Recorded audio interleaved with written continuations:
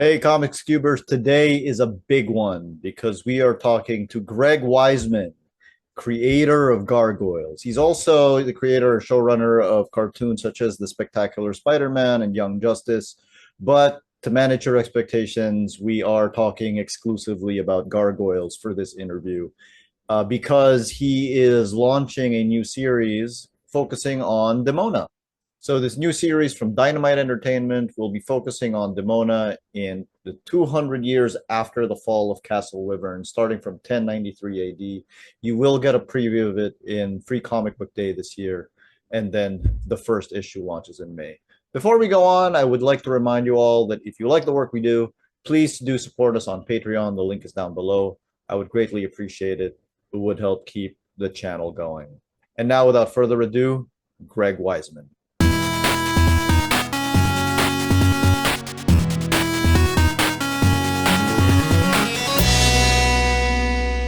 Welcome back to the Comics Cube, everyone. I am with a legendary Greg Weisman, and we are talking Gargoyles. And specifically, we're talking about the Demona comic that is about to come out from Dynamite Entertainment in May. How are you today? I'm good. How are you? I'm doing good. Gargoyles was out in 1994 and basically helped change the landscape of animation. Can you talk about, I mean, the proposal for Gargoyles, the Bible for Gargoyles is out on your website. Anyone can read the full thing. It is a very rich tapestry of all of your ideas. But can you talk about what led to you basically doing all of the things that made it such a landmark show by using literary references and having long running storylines, which were different from what came before, including from the other game changing show at the time, which was Batman the Animated Series? I think fundamentally the thing that we decided to do early on, and by we, I mean myself, but also um, my fellow showrunner Frank Parr, our story editor Michael Reeves, and a lot of incredibly talented people who worked on the show, was that we decided we wanted to make the kind of show that we wanted to see, that we would be really passionate about, and then we just cross our fingers that the audience would agree. So I love Shakespeare. So I think initially I started putting some suggesting certain Shakespeare references. We were trying, for example, to come up with a new villain for the show, and who is sort of like a dark Bruce Wayne, someone who's human but using technology. And I thought it would be great if there was some resonance with the gargoyles. So we suggested, well, what if this was some old Scottish king from their day who was immortal? And when think of immortal Scottish kings, Macbeth immediately comes to mind. So I said, well, that's got name recognition. Let's do Macbeth. And I probably started putting Shakespeare references here and there and that kind of thing. And then I think at some point the writers sort of began pandering to me by adding even more Shakespeare to it, hoping that I would approve things because it had Shakespeare in it, and they weren't wrong. And I knew what they were doing, but I also was happy with it. So we did that. We had a lot of mythology. We really wanted, particularly in the second season, to expand the universe of the show and bring in all these different mythologies, not just the characters from Shakespeare, but Norse mythology and Greek mythology and Egyptian mythology and Japanese mythology and Mesoamerican mythology and various Native American mythologies and others as well. We really wanted to make the universe and the world that we were in not just sort of simply Western culture centric, white centric. We really wanted it to be a more far-reaching and inclusive. It's not like I had the word inclusive in my head back in 1994, but in Yeah. fact, that's what we were doing, and consciously. And so we were trying to bring in more um, cultural references and something that went just beyond what we felt had been seen on television over and over and over again. And that was the main thing. It wasn't even so much like, oh, we are right-thinking people or anything like that. It was just like I was bored with the stuff I'd seen over and over and over again. I Hmm. wanted to see some stuff I hadn't seen before. And so that's what we did. I I think that one of the things about all of that is that Gargoyles comes off as very, very ahead of its time. So I'll just go ahead and say that as a brown man from the Philippines, I am very appreciative of the type of representation and inclusion that the show had, but I'm also appreciative of the inclusion and representation that the show had because it didn't feel like what some of the other shows were doing at the time, which was basically like, oh, here's an Asian character and he knows karate. Yeah. Yeah, we tried to get beyond that kind of thing, and really incentivize delving at least a little bit deeper. I mean, these were the days when the internet was brand new and wasn't what it is today. So it wasn't like we could do a lot of research on the internet. So some of the stuff is it's all researched. Some is better researched than others, but we were trying, and we wanted to do more than just tokenism. You know, we wanted to really bring in these other cultures and these other um, uh, voices into the show. And I think, yeah, I do think, I mean, I know it sounds arrogant for me to be the one saying it, but the truth is, I do think we were ahead of our time. And that it turned out, you know, I think that the result is that the show stands up. You can watch it on Disney Plus or whatever now. And, you know, it's set in the 90s. And, you know, the handful of times you see a cell phone the size of a brick, um, you know it's set in the 90s, but other than that, it really is pretty timeless and it holds up well even now in the 21st century. So I'm proud of that. Yes, one of the examples of that is the fact that one of your, what the I guess the word is deuteragonist is Elisa Maza, who is the main human character in the show, Mhm. and again, very inclusive. So the other way that it was really ahead of its time was I know you created Xanatos as an evil Bruce Wayne, but in 2008, when Robert Downey Jr. came out as Iron Man and was a super sarcastic guy in armor, a rich guy in armor, I was like, this is David Xanatos as a good guy. Well, I mean, to be fair, Tony Stark predates David, but I I do think that as a villain, you know, David was unique. Xanatos was not interested in revenge. He wasn't out to destroy the world. Why would he want to destroy the world? He lives in the world, you know? So we tried to remove all those sort of cliche villain motivations. This was a guy who'd been very, very successful in the world that existed. He wasn't motivated to try to change the world. That wasn't what he was about. He was about acquisition, certainly, but he was also had some specific motivations that would be revealed over time as the episodes progressed. Those ended up including family, though that caught him by surprise, Yeah. and immortality. You know, the idea that he was building this huge empire and that at some point he'd get old, die, and have to give it up. It was like, well, that can't be right. And he had everything he'd set out to accomplish, he was able to accomplish. So why shouldn't he be able to accomplish immortality as well? And again, that meant that he wasn't out for vengeance. He wasn't wasteful. He wasn't the kind of character who um, would throw away an asset. One of the things that used to drive me crazy in comics was, you know, you'd have the big villain who'd send out some minion to defeat the heroes. The minion would fail, and then the villain would kill the minion because he failed. And it's like, well, wait a minute, you haven't succeeded. You big villain haven't succeeded in destroying the heroes. So why would you expect some minion of yours to be able to do it? And so what a waste that you would throw this guy away who was loyal to you and tried his best and nearly succeeded. And so we were like wanted to get rid of that idea of someone who was wasteful And so even in terms of the gargoyles themselves, he wants to use them. He wants to co-opt them. He wants to make them his property, in essence. But if he fails to do that, he doesn't want to kill them, not most of the time, because that would be a waste and it would prevent him from taking another shot at it down the road. Yeah. And I think certainly in the 90s, that was pretty unique. And the idea also that he had wheels within wheels and plans going so that even when he lost, we had this thing that we called back in the day the Xanatos tag. You'd see this tag where you found out, oh, it wasn't really even about that. Sure, he would have been nice to win that, but his main thing was getting his fiance out of jail, or his main thing was testing this battle armor or something like that.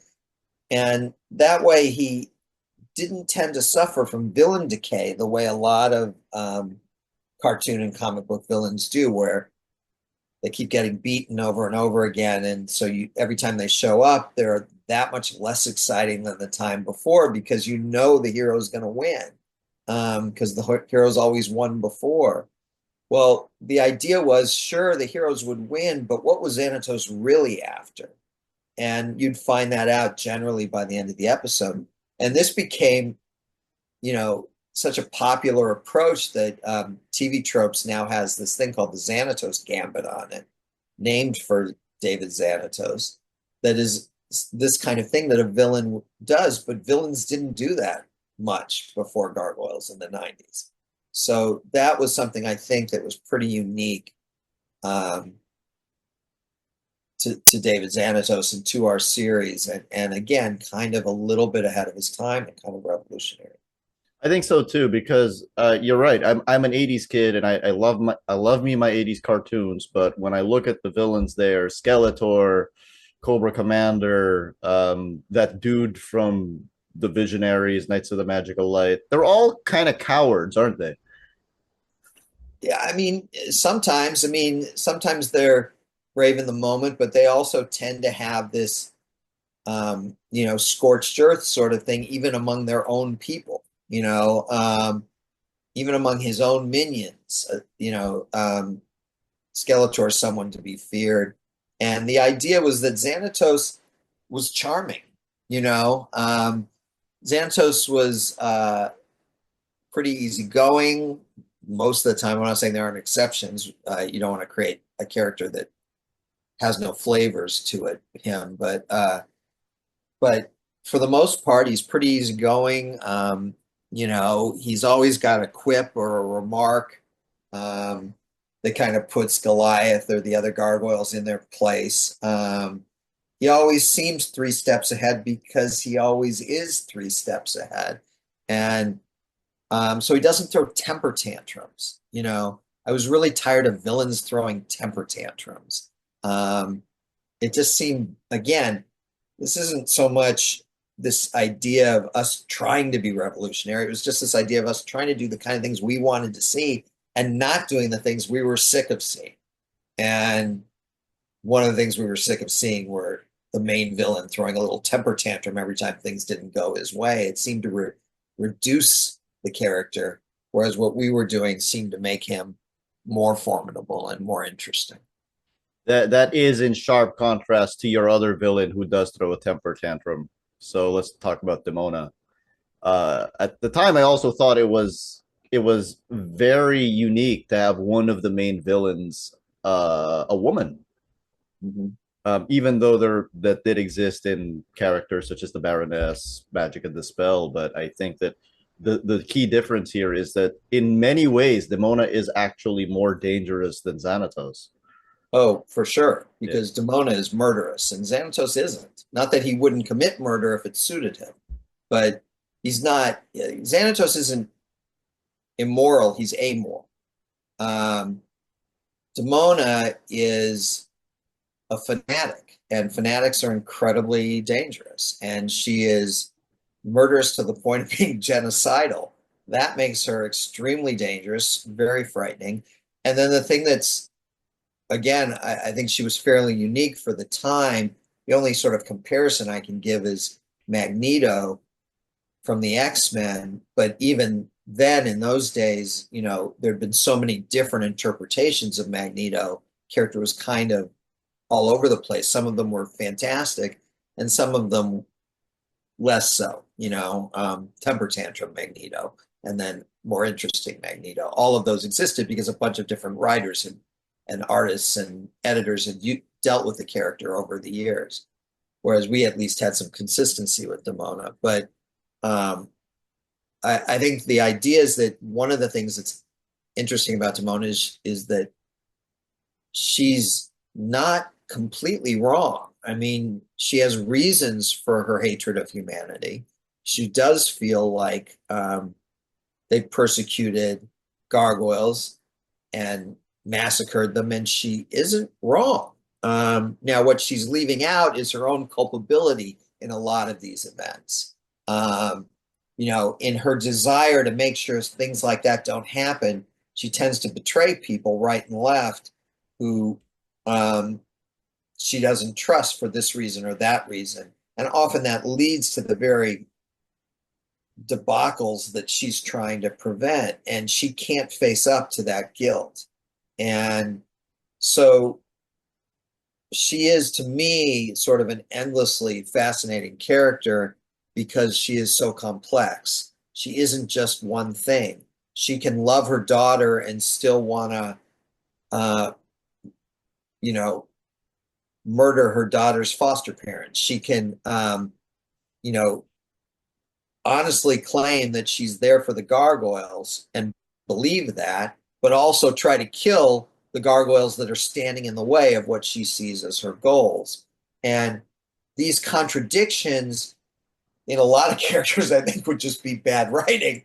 But I like to think that in Demona, we've layered it and depicted her in such a way that sort of all things are true about her, that she does have positive qualities. Certainly, she's brave about everything except facing her own guilt. And she's strong and fierce and a badass and all these terrific qualities, supplemented or balanced out by these tremendously horrendous negative qualities. And all those things are true about her. And it makes her, I think, particularly when you take into account that she's been alive for over 1,000 years, it makes her a kind of endlessly fascinating character. She's a true believer. Yeah. Between her and Xanatos, like she's a true believer, she's a fanatic. Xanatos is a billionaire who, is basically out for himself. Um, with the exception of the fact that having children has thrown them off for a loop. How do you think? Do you think that the shifting attitudes towards both things have kind of changed how people see these characters in 2025? I mean, all this happened at the end of, or by the end of the series, even back in 1996. But yeah, by the time the series ended, both Xanatos and Demona had kids, and you get to see again different flavors from that. You know, at the end of the day, nothing becomes more important to Xanatos than his son, not even his own quest for immortality. Um, and Demona, awful as she is, when push comes to shove, she will not allow her daughter to be harmed. Um, and and these again, sort of additional flavors that got layered in become essential parts of who they are. It's allowed Xanatos to have a detente of sorts with the Gargoyle clan in Manhattan, allowed the Gargoyles to move back to the castle, not to trust him per se, that's a whole further distance, but to at least, trust him enough to know that he's not going to smash them when they sleep or anything like that. Because again, he'd never be that wasteful. And they have been of use to him. They helped him save his son from Oberon. From his point of view, the war is over, but that doesn't stop him from manipulating them when he chooses. And in terms of Demona, it creates all sorts of complications with her plans when, Angela is there to remind her of how far she's fallen.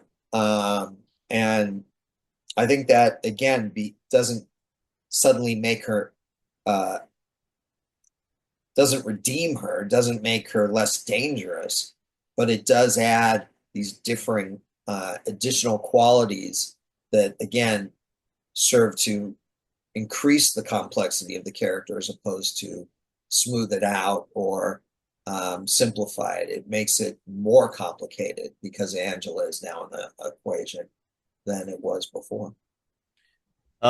Give over the course of 70, 78 episodes, 2 seasons. We're not counting that last one. Well, it's 65 for the 2 seasons. Yeah. Oh, is it 65 for the 2 seasons? Okay, 65 for the 2 seasons. I thought it was 65 for the second season. So 65 for the 2 seasons. 13 and 52. And we're not counting that last one. You were not involved in that, and obviously it doesn't exist. Uh, how were you able to ensure that each member of the ensemble cast maintained their distinct voices and personality, given that extended period of storytelling, and yet have them all kind of grow throughout all 52 episodes? Well, again, through the first 2 seasons, 65 episodes worth, I want to say that, I mean, first off, we had great writers. Michael Reeves, Bryn Chandler Reeves, Lydia Morano, Carrie Bates, Gary Sperling. That's just the tip of the iceberg. We had a bunch of other fantastic writers at all, but those were the heavy hitters for us.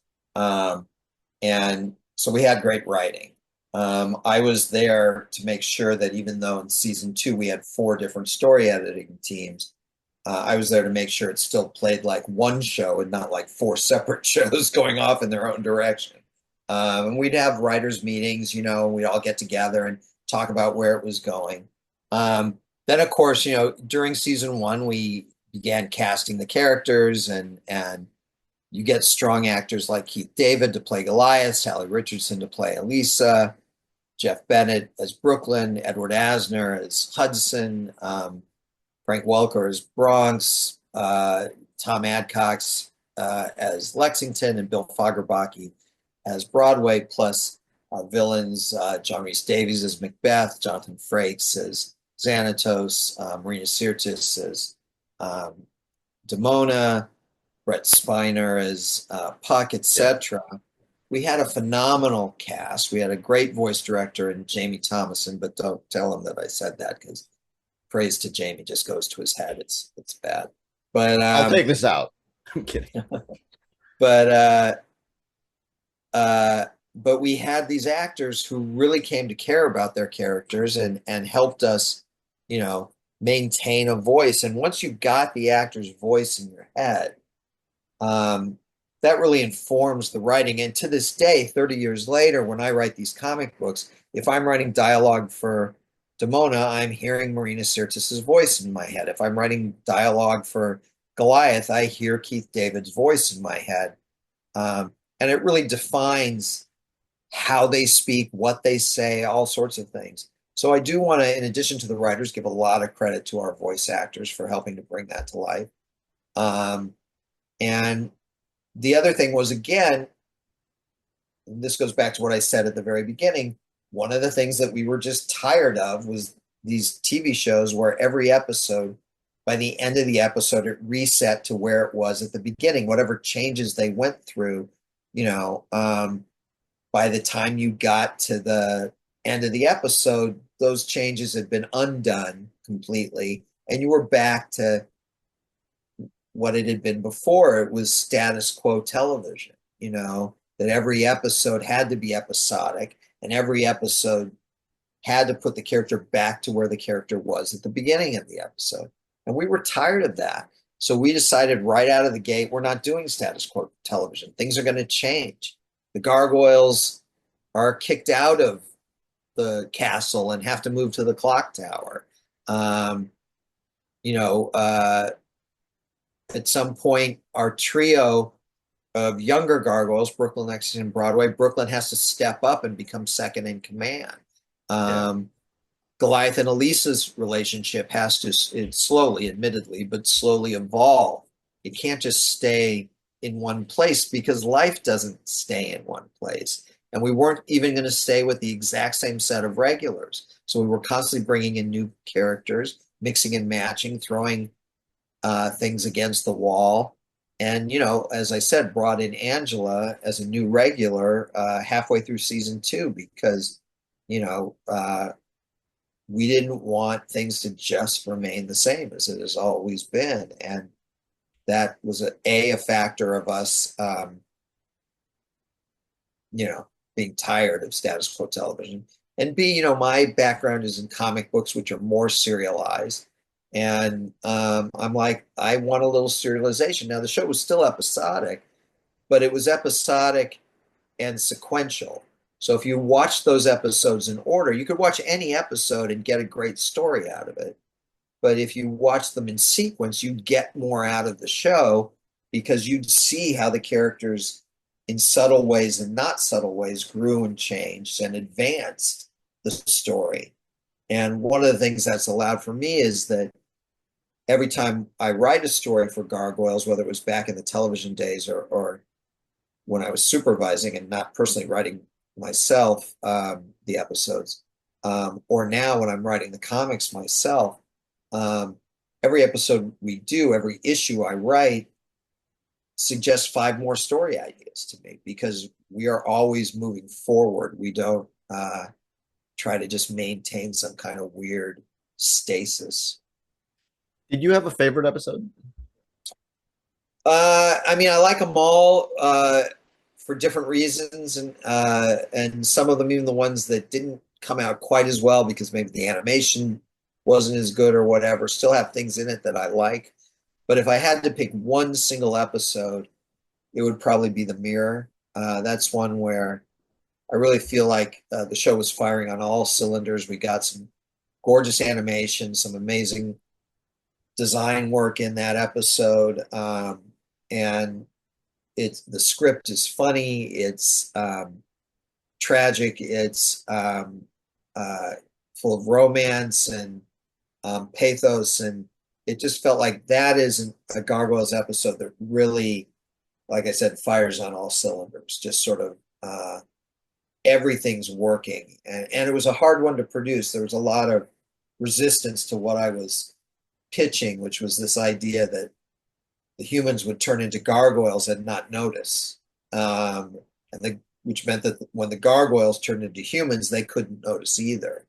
And how is that reflected? And everyone's like, that's too complicated, it won't work. And I'm like, it's the only way it can work, trust me. And it did work, and I was proven right, and I like being proven right. So I do think that if I had to pick only one episode, that would be The Mirror. It's an excellent episode, and it introduced us to Puck. It did, yeah. And Brent Spiner's performance is fantastic as Puck. His interaction with Marina as Demona is terrific. But also we got some amazing storyboarding and amazing animation on Puck.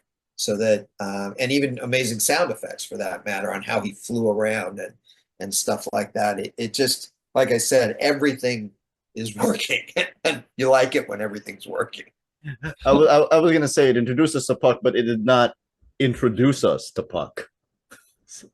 Well, it didn't tell you everything you ever want to know about him, but it at least, I think, yeah, it does give you a good introduction to the character. But yeah, there's more to learn down the road. With no spoilers for anyone who hasn't seen this 30-year-old show, I will say that the big plot twist, whenever I have watched it with somebody who hasn't watched the show for the first time, had them tearing their hair out because nobody saw it coming. Except there are hints throughout, actually. Yeah, there are. I mean, we figured it out while we were writing The Mirror. And what was interesting is this mystery about Puck, again, without spoiling it, is I was at my office and it suddenly hit me. And so I called Bryn and Lydia, who were working on the script for The Mirror.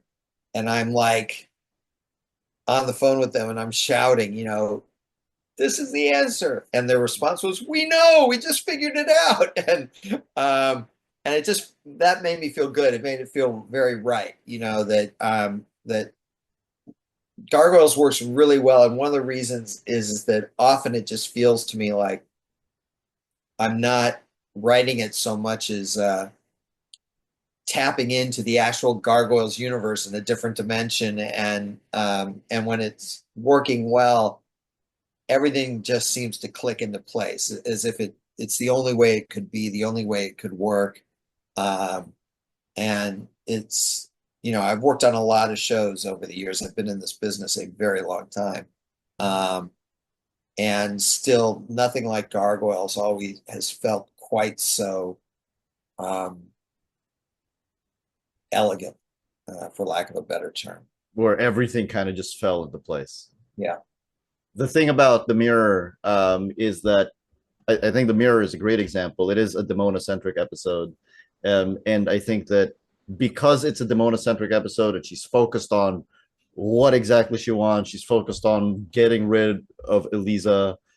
And then we've got Shakespearean themes and everything. So Gargoyles often did tackle themes that were considered at that point mature for an animated series, and I'm not talking about sex and violence, but just things that would require a bit more background knowledge to and life experience to really appreciate. So how did you navigate that fine line between creating a show for younger audiences and introducing those deeper, more complex issues?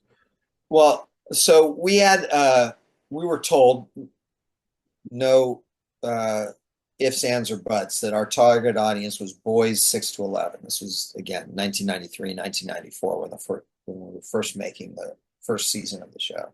We had to reach boys 6 to 11 because most of the budget for the show was being paid by the toy company Kenner.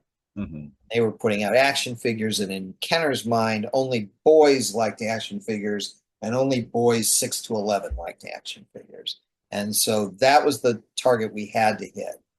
But once they said target to me, I pictured a traditional bullseye, right? That you shoot arrows at. Yeah. And that has a circle in the center, which would for us be boys 6 to 11. But I'm like, that's not satisfactory. So let's look at the other circle around that bullseye in the center as girls 6 to 11. Because why don't I want to reach girls as well as boys? Yeah. And then the circle around that, I bet we can reach even younger kids, maybe not 2-year-olds, but I think we can hit 3 and 4 and 5-year-olds.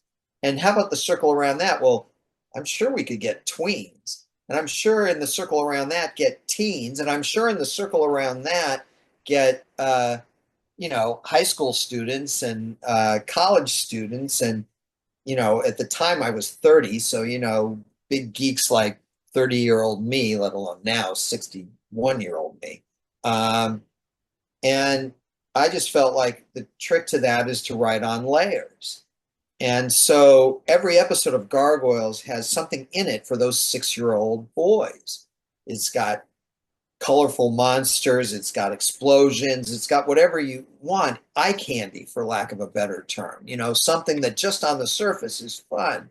And then it's got deeper themes that for the youngest audience, they probably do go over their head. They don't notice it.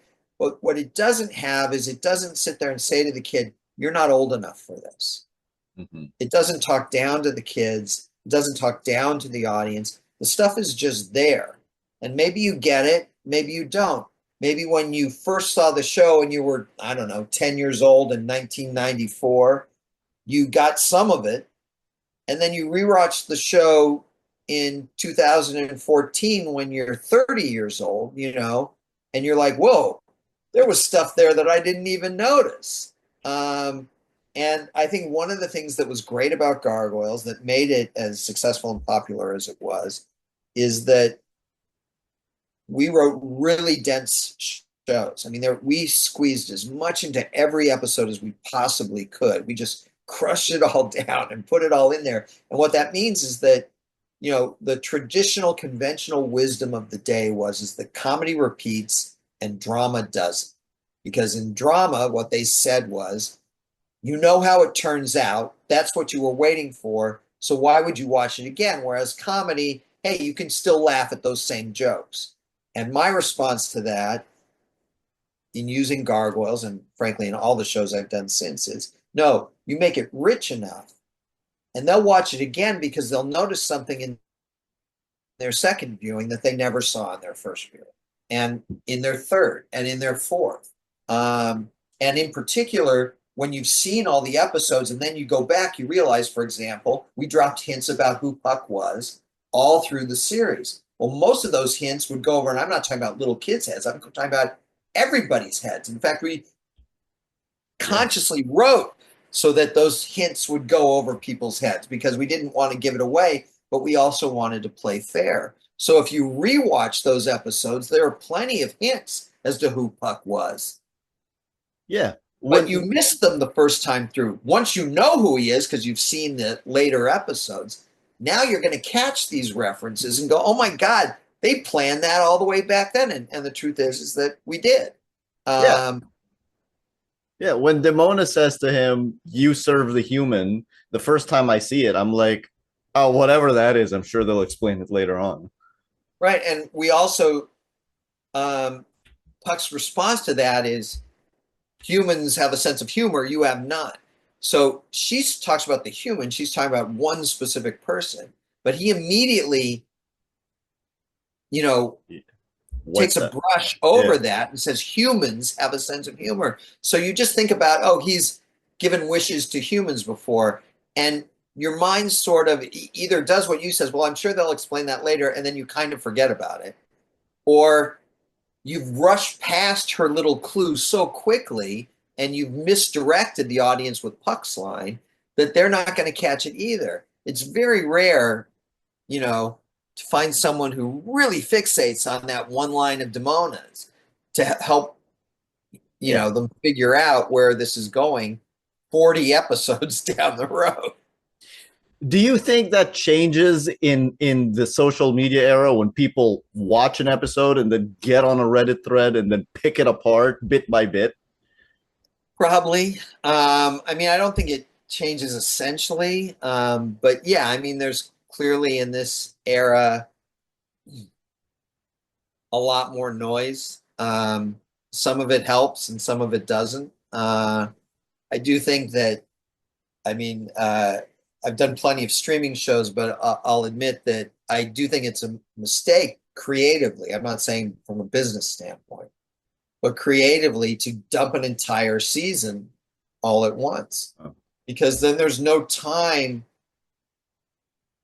to luxuriate in what you've just found out in this episode. You're just binging on to the next one, and so there's no time for the audience to think on the episode and go, gee, I wonder what's going to happen, or I wonder what that means, or because they've just moved on to the next episode and already gotten the answer. it's true.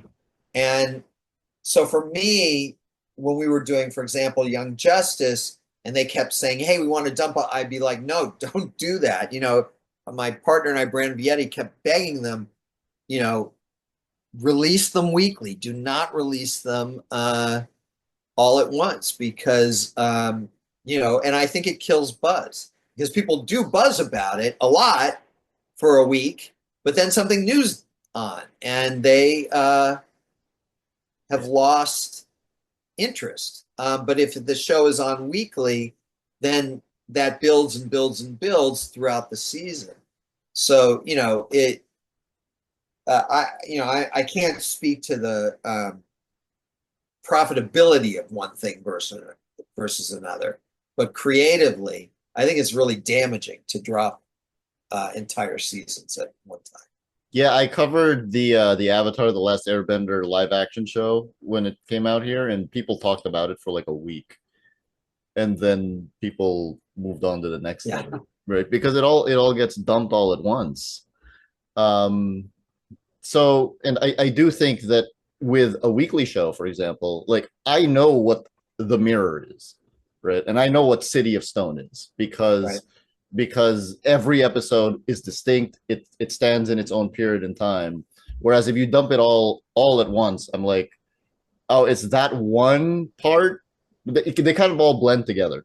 Yeah, It's it's like I think that was somewhere around episode 5 or 6 or something like that. Um, I also like to give my episodes titles that actually appear on the screen That's a very old-fashioned thing to do, and most Hmm. shows don't do that anymore.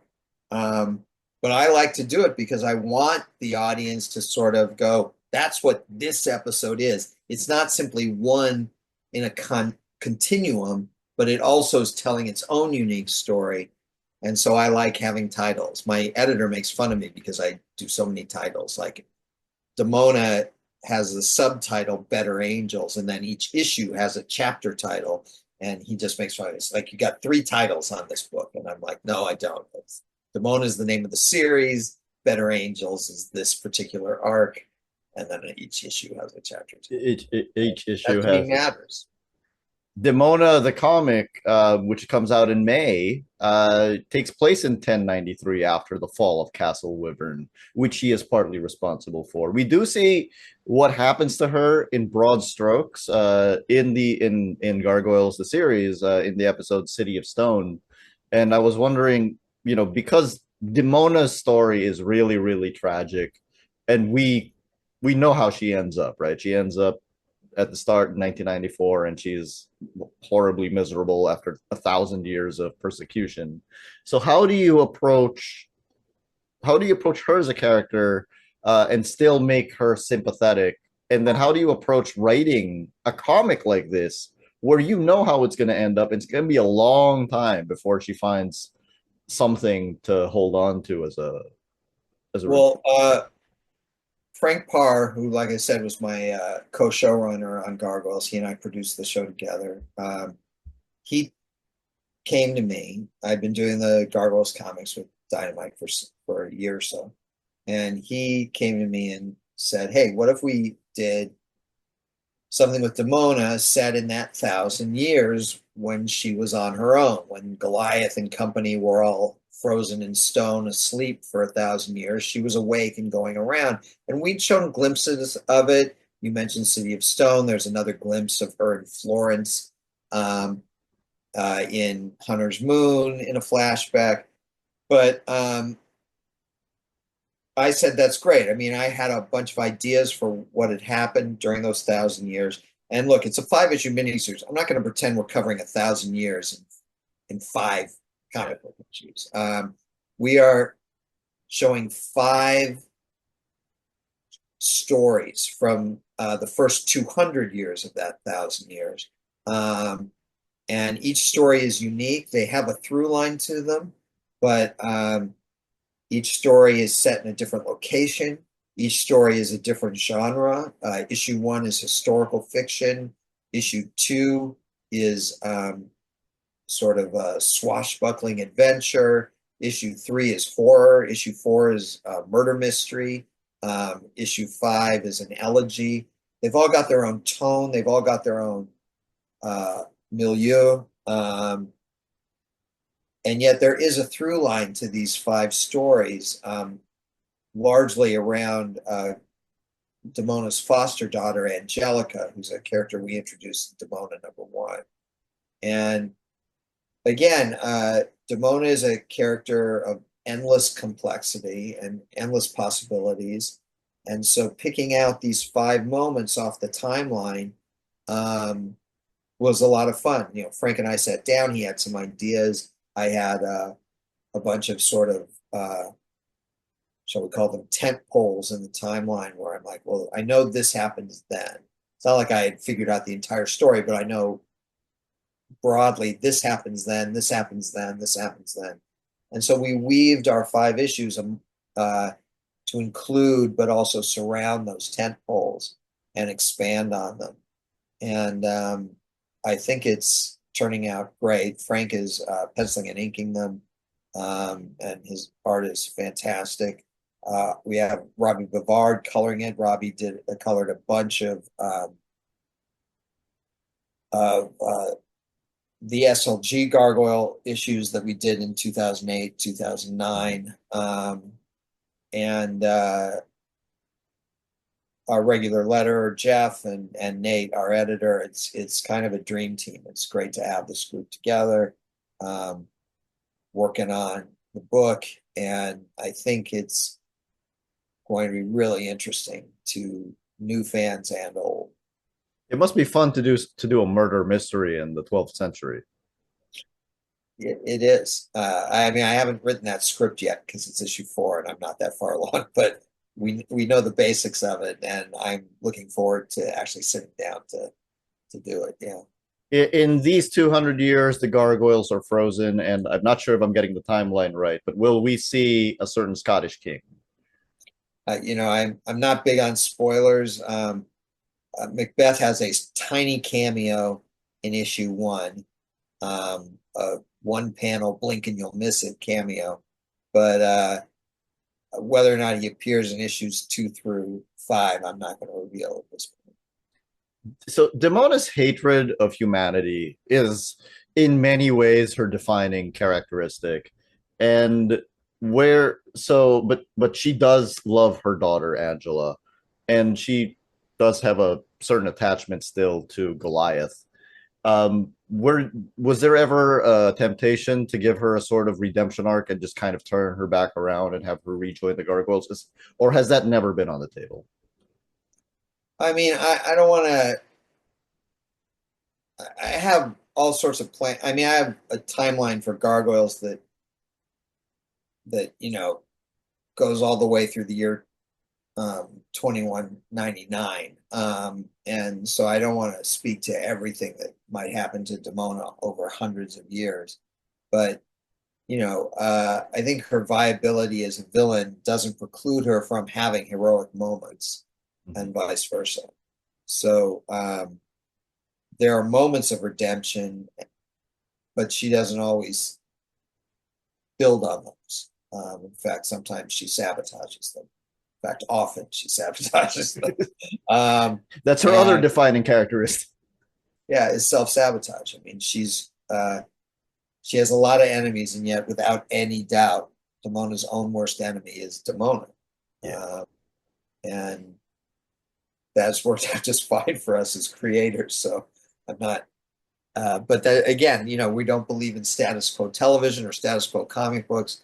So we're always in favor of advancing the story. I mean, the difference here is that, yes, we know we've seen Demona. We did a Dark Ages miniseries that showed Demona back before the Wyvern Massacre, when she was a teenager. And I have ideas carrying it again into the future, but certainly we've all seen what Demona's like in 1994, 5, 6, 7. So, if I do a story set in 1093 or 1111 AD, I know that I'm bookended by these things we've already shown. But she's such a complex character that still gives us a lot of elbow room. I mean, a whole lot of elbow room. And again, 5 stories across 200 years is still a lot of elbow room. Yes, it is. And I think that when you consider Demona's hatred of humanity and you've compared her to Magneto, um, I think that it's a natural inclination, obviously, to think of this as an allegory for certain things that are happening in the real world. And how do you kind of balance that out between making it come off as a social commentary versus Demona's story? It's always Demona's story first. It's always any character's story first. It's got to be true to them. Any social commentary, you either fit in on the sly or it's almost incidental. And that's not to say there isn't social commentary, because when we make a choice, you mentioned Elisa Maza, for example, you make a choice to make that character who could have been a white male friend to the Gargoyles. You say, nope, she's going to be a female detective. Her mother's going to be Black African American. Her father's going to be Native American. Then we're going to get to specifics of both their cultures. That is a political choice.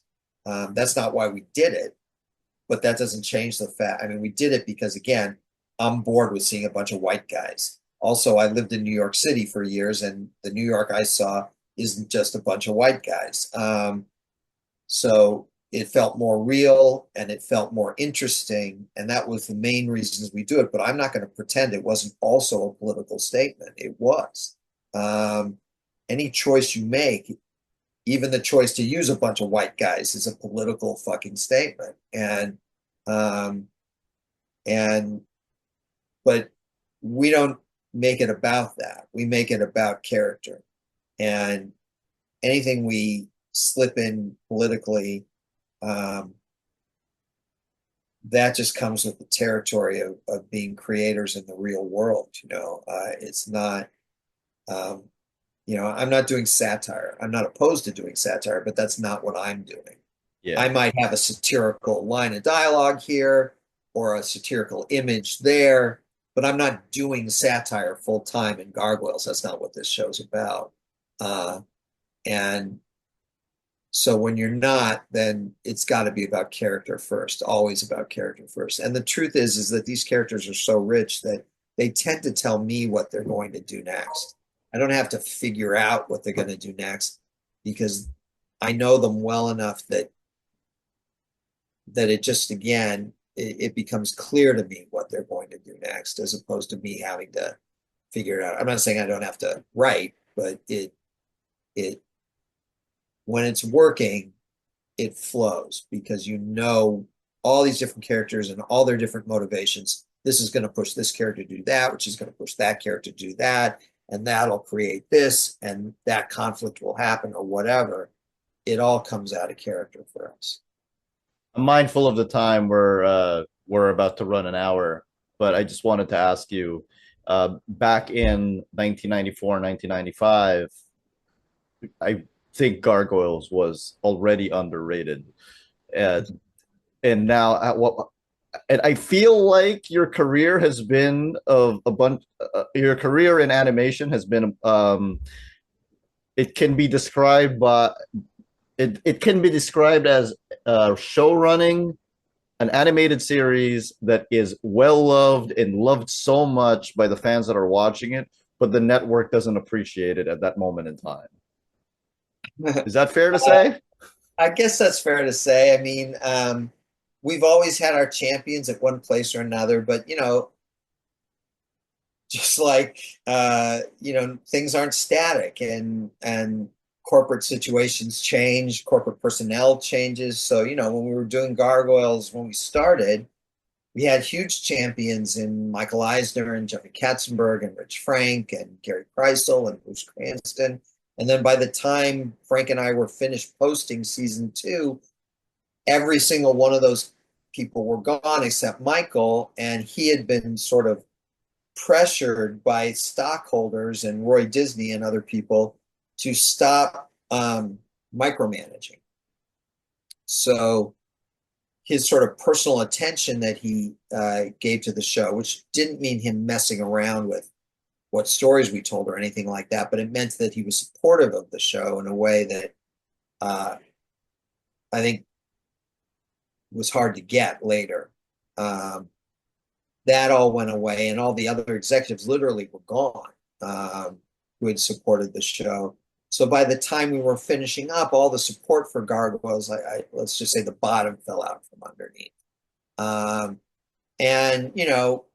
I've done other shows as well, where again there always were champions at this company or that company, but the situation changes, and pretty soon, whether it's Spectacular Spider-Man or Young Justice or something else, the situation has changed in such a way that some of the support internally falls away, and that's a huge bummer. But it's also the reality of working in this business. I don't necessarily feel like we got it worse than others. I remember feeling during the first 2 seasons of Gargoyles when I felt like, God, we're just not getting enough publicity. The guy, Bill Kopp, who was one of the showrunners on Schnookums and Meat, was jealous of how much publicity we were getting. And I was thinking that we weren't getting any, or at least almost none. And he was feeling like, well, relative to Gargoyles, Schnookums and Meat is really getting none. And he wasn't wrong. We got way more than they did, and it still felt like it was nothing to us. So everything's relative. And it's easy to sort of, shall we say, whine and sort of say, you're not supporting me enough. But the fact is that, yeah, certain things get support for a period of time and then it doesn't always last. Yeah. Um, and so I don't think we were that much worse off than many of the other shows being done in those days for the Disney afternoon. Um, you know, I don't know that, for example, the TV series Aladdin got that much support. It's just that because it was based on the movie Aladdin, everyone knew about it. I mean, Hmm. it was just sort of like it had big coattails to ride because the movie Aladdin was such a big hit. The TV show Aladdin was great also. It had so many great episodes and so much great stuff in it, but I don't feel like it got the benefit of a ton of publicity. It just had the benefit of big coattails to ride. Yeah. So it'd be easy for me to whine about Gargoyles not getting enough support from the company, but the fact is that we probably got as much or close to as much as almost anything else Disney was doing in animation for television in those days. Do But you who knows? I mean, at some point you just have to sort of say, this is what happened. We got to keep going now. do you think also maybe it had something to do with the fact that mainstream media at that point, was only just discovering cartoons that could be, that could be covered this way, and maybe they were like, oh, we only have room for one cartoon, and that's going to be Batman the animated series. I mean, I think it's fair to say that, but I don't think it shows the whole picture. I mean, for example, we had a big press event at the Universal Sheridan before the show even came out, and all we had was this 2 minute clip. Um, we didn't even have music yet, so we used music that we had borrowed from a couple different movies, um, to score these little snippets of animation that we had gotten back from Tokyo. Um, and I just said, right before the event, when the press got in, I just said to the guy, just crank the volume way the hell up. And they played this 2 minute thing. And when it ended, there was just like dead silence. Because, no one knew what to make of this. This was a new Disney show, but all they had seen from us was DuckTales and Hmm. Gummy Bears. And those are great shows, but it obviously doesn't look anything like Gargoyles, right? And You don't have animals.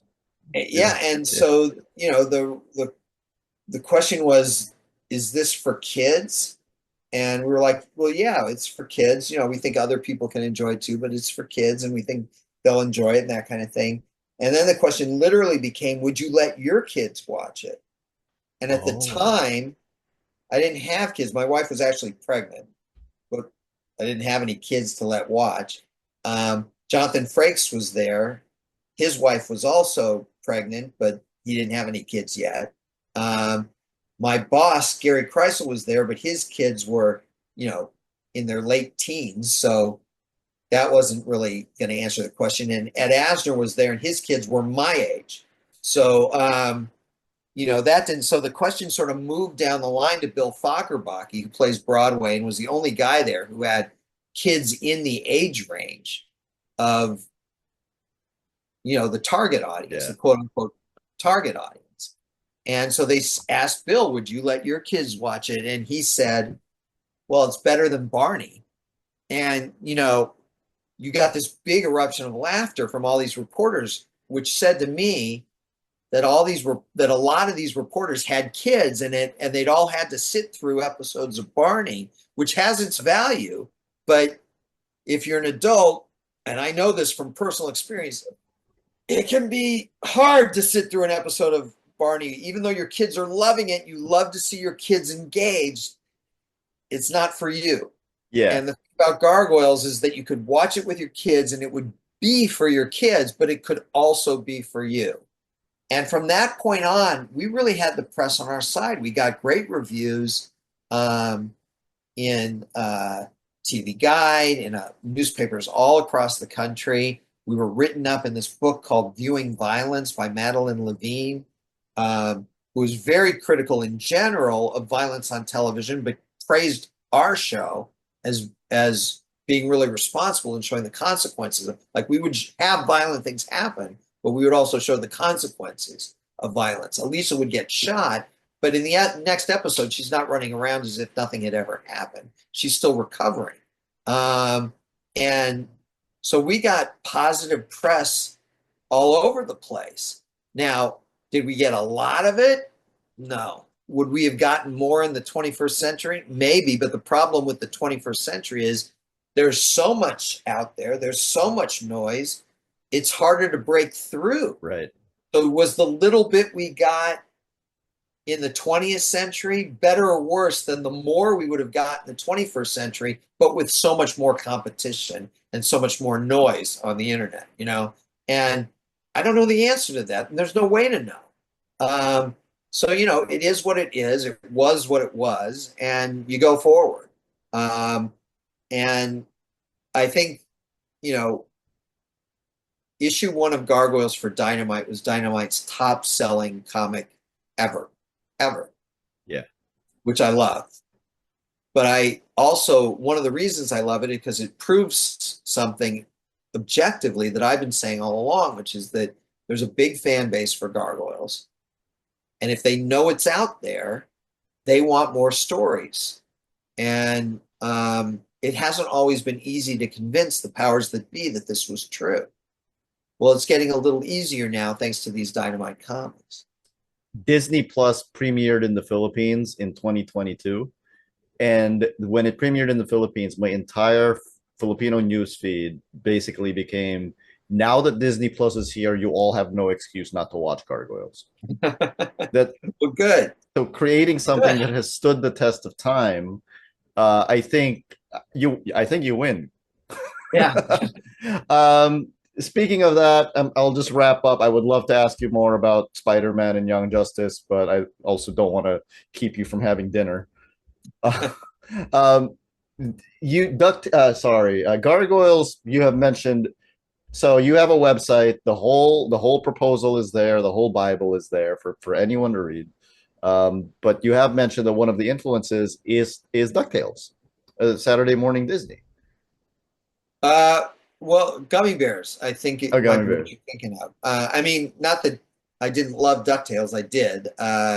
And God knows I watched every episode and worked on a handful of them myself. So, you know, it's in my brain. It might be Yeah, part of it, but I think the more direct influence was Disney's Adventures of the Gummy Bears. That was a yeah. show created by Jim Magon, and that we loved, you know, internally, and we thought didn't get enough respect. And I set out very consciously to create a show like Gummy Bears, again, a comedy adventure show like Gummy Bears, that would get more attention and more respect. So we did 2 things out of the gate, because it was the 90s, and in the 90s, everything had to be edgy, you know? Yeah. So we did 2 things to make it edgier. One was, instead of them being a bunch of cute, cuddly, multicolored bears, in essence, teddy bears bouncing around, we had a bunch of cute, cuddly, multicolored monsters running around, gargoyles, Could fly or glide. who could fly instead of bounce, and then instead of setting it in this nice sort of pastoral medieval period, we would have this medieval backstory like Gummy Bears had, but we would put our characters to sleep for 1,000 years and have them wake up in modern Manhattan. So again, that was edgier. Instead of, oh, there's forests and grass and hills, we've got skyscrapers and alleyways and that sort of thing, and big suspension bridges, Yeah. and that would make it edgier. But still, the first time I pitched this show, I pitched it as a comedy adventure show. There was no equivalent to Goliath in the show. Almost every other character there was an equivalent, but Xanatos existed as a character named Xavier, who was much more in the mold of Captain Hook or Duke Igthorn, a comedic villain.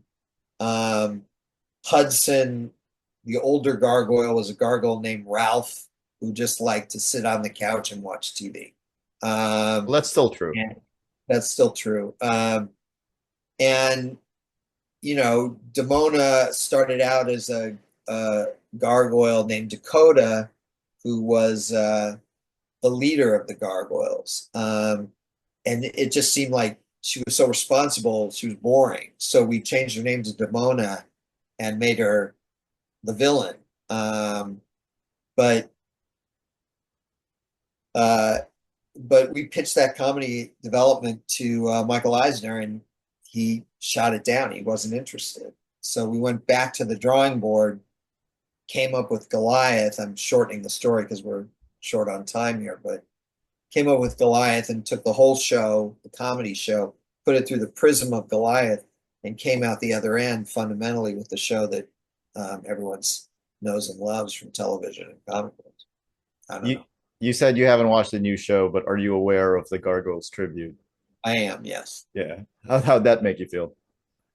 It always makes me feel good that people remember us and care enough to throw in a reference here and a reference there, and that stuff's great. Particularly if the references are, uh, shall we say, kinder and not sort of like, "Hi, we're making fun of you." Because there have been a couple of those too. Uh, There's been one written by you in Justice League Europe. yeah, but I that was definitely, from my point of view, uh, a tribute, an Yeah. homage, not a see, I'm attacking it. um, uh, so that was a lot of fun. We had a good time with that. Chris Jones and I did that issue, and it was a lot of fun. Um, and we got to sort of spoof a little bit of the stuff in Gargoyles, but we also took it seriously enough that um, even though it was done for humor, it was, I think, a nice tribute and not something that showed contempt for stuff. I'm not big on that. To me, if you're showing contempt for something, then you're forgetting that there are a whole bunch of people out there who Yeah. actually love that stuff. And so you're not just showing contempt for some property that you may not care for. You're actually showing contempt for the people. You're yucking their yum in essence. And I don't ever want to do that, at least not consciously. It's like, Uh, why even do it? yeah. I mean, there's enough out there that you don't have to attack some other creator's work. And it's Yeah. happened to me a couple times, but in the grand scheme of things, it's always nice to see a Gargoyles reference here and there. And I have done a few of them myself. I did a few in Young Justice even. So, um, Yeah, I think the first shot of Spectacular Spider-Man, Spider-Man lands on a gargoyle. yeah, that was not That was unintentional. that's what we thought so. Thank you so much, Mr. Greg Weisman. Thank you. Gargoyles Demona is out in May. It takes place in the year 1093 and in the 200 years within. First out on Free Comic Book Day is Demona Zero, which is set in 1997, but it sort of tees up what's going to happen in what'll lead into the miniseries. And then yeah, issue one is set in 1093, but each issue again is set in a different year, different location, and with a different genre across 200 years. So Thank you so much. This was a pleasure. And thank you again for Gargoyles for making such a timeless cartoon that has helped me bond with friends and family over the decades. well, thanks. I appreciate you showing it to other people. That makes a big difference. And you know how to reach me now. So if you ever want to talk about other stuff, you know how to find me. I appreciate that. Thank you very much. All right.